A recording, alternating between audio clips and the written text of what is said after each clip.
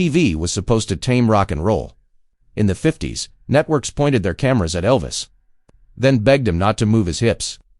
By the early 60s, television saw itself as the respectable adult in the room, deciding what America was allowed to hear and see. But rock has never been great at following rules. Tonight, we're looking at 5 moments when rock and roll slipped past the TV censors and changed music history in real time. From 4 kids in matching suits to a grunge band playing like a wake, these are the TV moments that changed rock and roll forever. Let's rewind the clock. The date is February 9, 1964. It's a chilly Sunday night across America, and the nation is still reeling. It's been only 77 days since the assassination of President John F. Kennedy. A profound sadness hangs in the air, a collective grief that has settled over living rooms from coast to coast. The country felt like it was holding its breath, waiting for something, anything, to break the silence and let a little light back in. And then, it happened.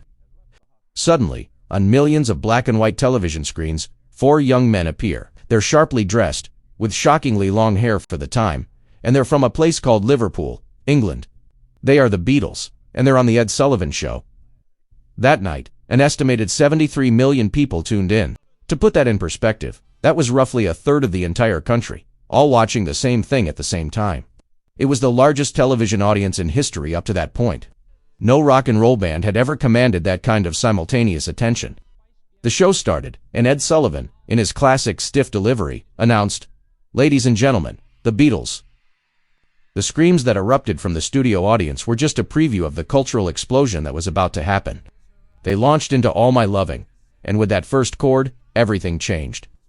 For the millions of teenagers watching, glued to their sets, it was a moment of pure electricity. It was as if someone had flipped a switch, turning the world from black and white to vibrant color. This wasn't just another performance, it was a validation. It was permission. Rock and roll wasn't some fleeting teenage phase their parents complained about. This was the future, and it was loud, exciting, and full of life. But it wasn't just the kids who were impacted.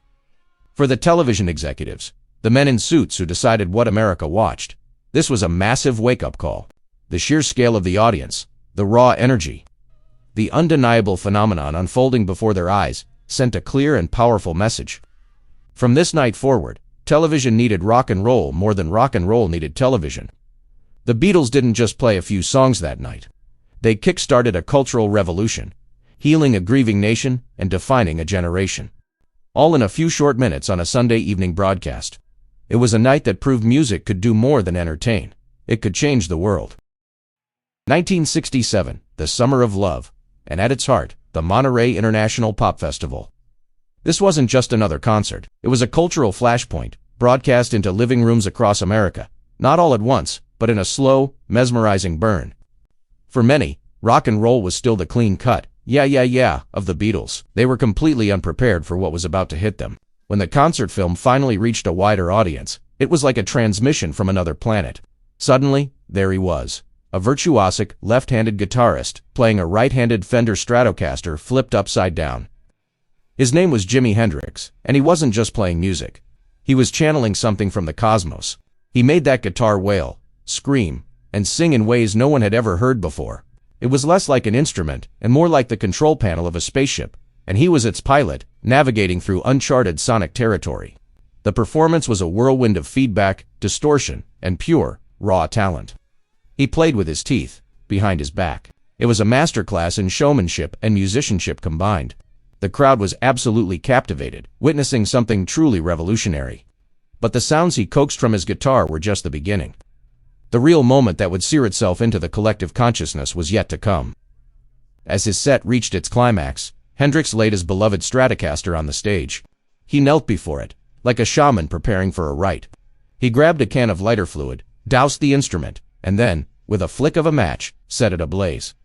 The flames licked up the neck, consuming the very thing that had just produced such otherworldly sounds. This wasn't just a stunt. It was a sacrifice, a statement. Television networks would loop that single, powerful image over and over again. It was a baptism by fire for rock and roll. TV had never shown its audience anything like this. This wasn't safe. This wasn't predictable. This was a primal scream made visual. Suddenly, rock music didn't just sound louder. It looked dangerous. It felt psychedelic, spiritual, and untamable, all at once. In that single fiery moment, Jimi Hendrix didn't just play rock and roll. He redefined its very soul, burning an image into history that would never fade. Picture this. It's July 6, 1972. Families across Britain are gathered around the telly, settling in for a familiar Thursday night ritual. Top of the Pops. It was the nation's biggest music show. A comfortable, predictable parade of the week's chart hits. But on this particular night, something was about to rupture that comfort forever. For a generation of British kids, Ziggy Stardust didn't arrive as a record they bought in a shop. He arrived as a spectacular interruption to their parents' favorite TV show. The song was Starman, and there he was, David Bowie. But it wasn't the Bowie people knew. This was something else entirely. He looked like he'd just stepped off a UFO. The hair was a shock of fiery orange, defying gravity. His face was dusted with glitter, and he was poured into a multicolored jumpsuit, cut daringly low at the chest. He was alien, androgynous, and utterly captivating. He wasn't just singing a song. He was broadcasting a new reality.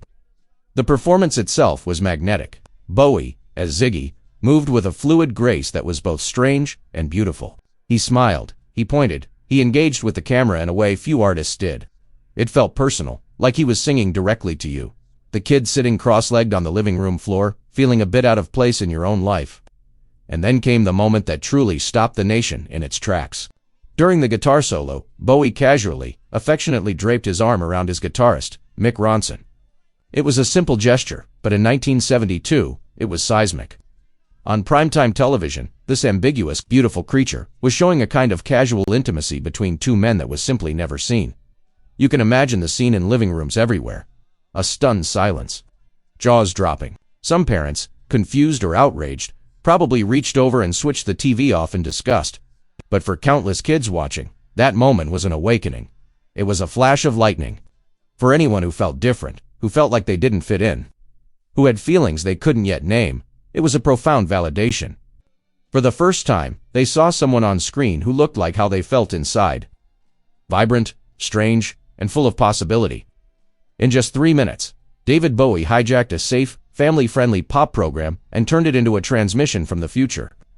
He wasn't just a starman waiting in the sky. He had landed, and British culture would never be the same. That performance didn't just sell records.